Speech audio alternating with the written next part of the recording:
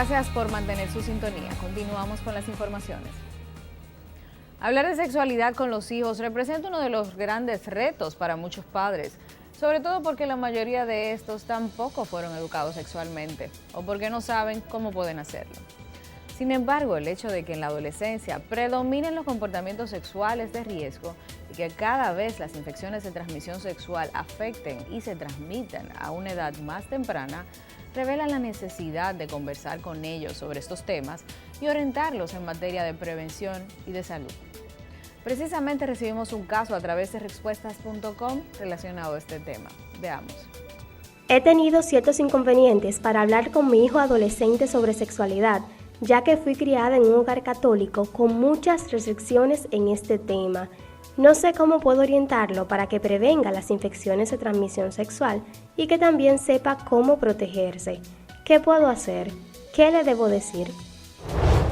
Tenemos en el estudio a la doctora Yesenia Brito, quien vino a ayudarnos con este tema y ampliar las informaciones.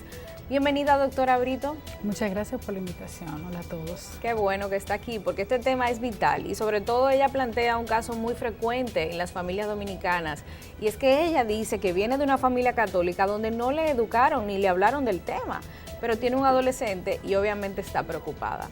¿Qué usted le puede decir? Bien, lo primero es saber que nuestros hijos justamente son parte integral de un mundo que está cambiando.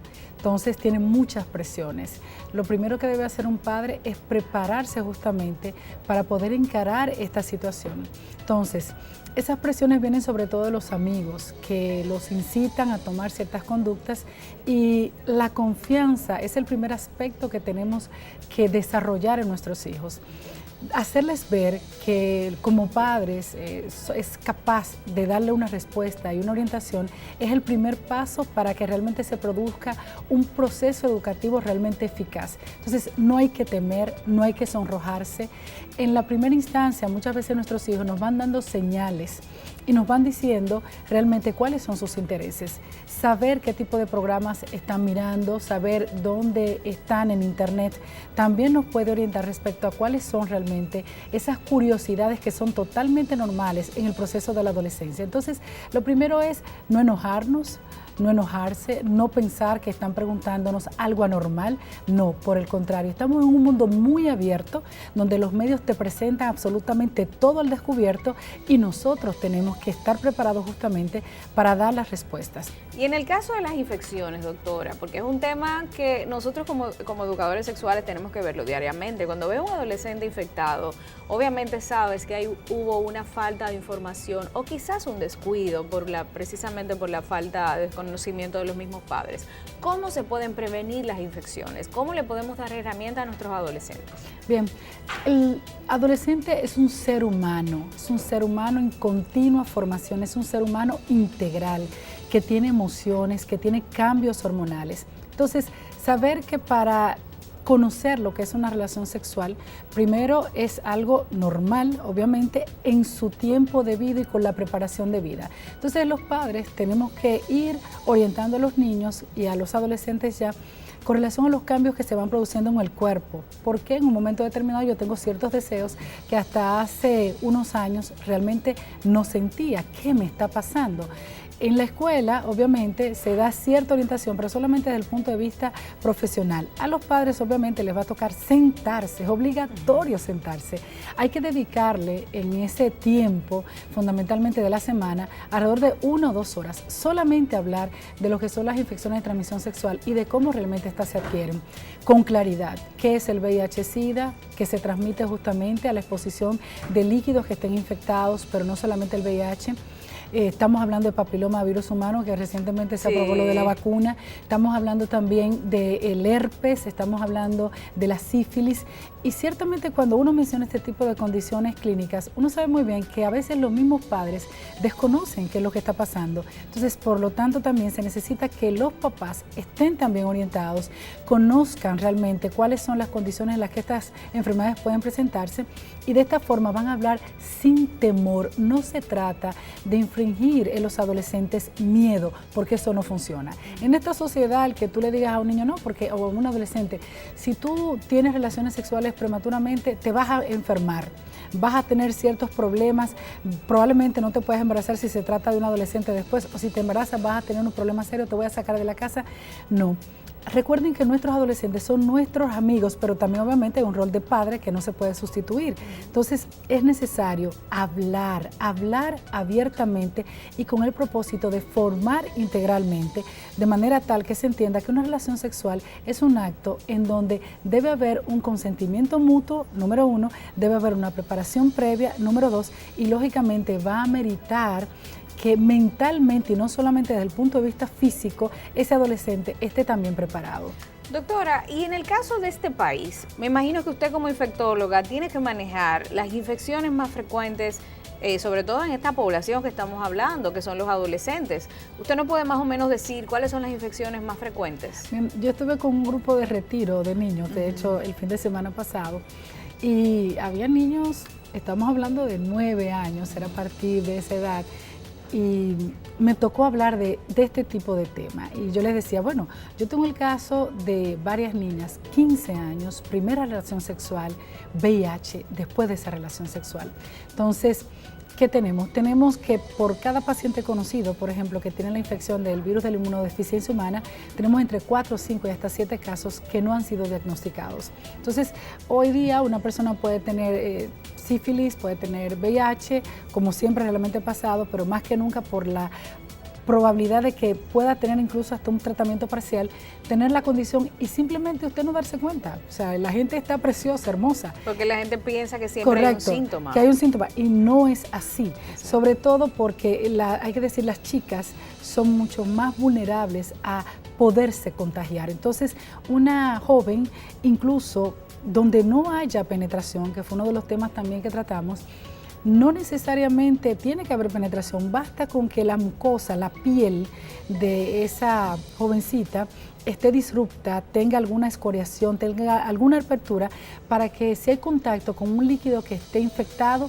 simple y llanamente se produzca una infección que pudiera ser eventualmente fatal para esa niña. Doctora, en el caso de los adolescentes, los varones que practican sexo oral, hay muchos que me dicen en jornadas, Elaine, cómo los varones nos protegemos del sexo oral, porque por ejemplo las mujeres tienen la ventaja de que los hombres se ponen el preservativo, pero en el caso de los varones, ellos están preocupados. Bien, y es importante realmente. Lo más importante es saber que nosotros hemos sido creados de una manera bastante, yo diría, perfecta y muy sistemática.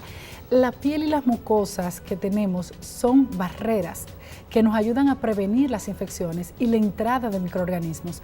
Cuando esta barrera está disrupta, se abre, aunque sea de una manera microscópica, o sea, no nos damos cuenta, pues lamentablemente vamos a tener mayor proporción de presentar la probabilidad de que nos contagiemos de lo que sea. Eso incluye papiloma, sífilis, incluye herpes tipo 2, que es el que se transmite por vía sexual. Entonces, en ese sentido es muy importante mantener una higiene oral que permita que las encías estén completamente sanas. Fíjate cómo es tan interesante que la higiene oral previene una enfermedad de transmisión sexual.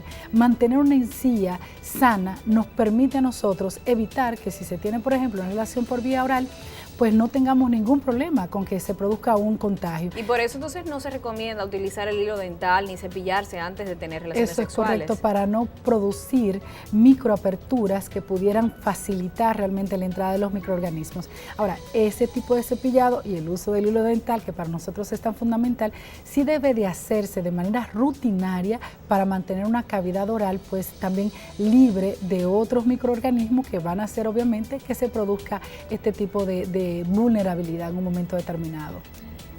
Doctora, en el caso de los adolescentes que tengan algún tipo de síntoma, nosotros los padres no nos permiten ver, ya ellos tienen una edad donde mami no me veas, donde ellos tienen su privacidad y es normal y es esperado y es sano. Ahora, cómo podemos identificar o ayudarlos a ellos a identificar si hay algún síntoma, porque hay padres que no saben los síntomas de las infecciones. Es importante saber que muchas de las infecciones de transmisión sexual no van a tener una sintomatología muy abierta, excepto, por ejemplo, en las primeras etapas. Pasa así, por ejemplo, con la sífilis, donde aparece una ulcerita. Entonces, ¿qué es importante? Como son datos a veces muy sutiles, una descarga, excepto la gonorrea sí hay una descarga masiva, importante, purulenta. O sea, parece como pus, ¿verdad? Exactamente, parece pus. Entonces ya ahí es diferente porque es evidente. Ya hay otras condiciones, por ejemplo la clamidia, que la forma de manifestarse a posteriori es que hay una obstrucción en las trompas, que son unos órganos por donde debe pasar el óvulo que ya ha sido fecundado, y que en muchas niñas posteriormente va a ser pues la causa de que no se puedan embarazar o de que tengan también embarazos ectópicos. Entonces, ¿qué hacer? Es importante que los padres en ese contexto seamos muy inquisitivos en que revísate tu cuerpo, revísate el pene, por ejemplo, revísate el glande. Es bueno hablar por los nombres, no la pistolita, la mariposita, no, vulva, pene. Y eso también, gracias a Dios, pues las escuelas nos están ayudando muchísimo. Entonces, ¿cómo están tus labios mayores? ¿Cómo están tus labios menores? ¿Tienes alguna ulcerita? ¿Sientes picor? ¿Te come cuando estás orinando? ¿Sientes que te sale algún tipo de secreción amarillenta, cerosa, de algún otro color? ¿Te pica realmente cuando orinas? Entonces, hacer este tipo de preguntas sin ningún tipo de acuse, sin que el niño se sienta, bueno, culpable. Y fíjate que yo utilizo mucho el término niño, niña, todavía cuando hablo del adolescente, porque realmente lo son. Recuerden que una relación sexual en un momento determinado no es lo que define el grado de madurez. Por eso justamente esta parte del diálogo, de la apertura, de hablar realmente con los niños, con los hijos, es fundamental para que ellos puedan abrirse y expresarnos realmente lo que les está pasando. Entonces, la revisión rutinaria del cuerpo es una parte fundamental para poder identificar cuando se presentan este tipo de condiciones. Muchísimas gracias, doctora Brito. Quisiéramos tener más tiempo, pero en televisión el tiempo es corto. Apreciamos muchísimo sus aportes. Un placer enorme. Gracias por la invitación. Gracias. Como padres es nuestra responsabilidad educar sexualmente a nuestros hijos desde temprana edad, acorde a su entendimiento y sobre todo a su desarrollo. Siempre existirán herramientas que podemos acudir para capacitarnos y conversar con ellos. Es vital brindarles las herramientas necesarias para que puedan luego tomar mejores decisiones que no afecten su sexualidad ni su futuro. Con esto termina Respuestas y como siempre creo que compartimos un contenido que les aportó mucha salud y sobre todo informaciones que pueden prevenir enfermedades que afecten su felicidad y su vida.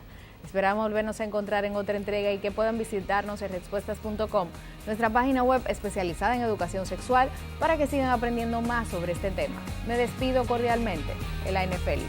Hasta la próxima.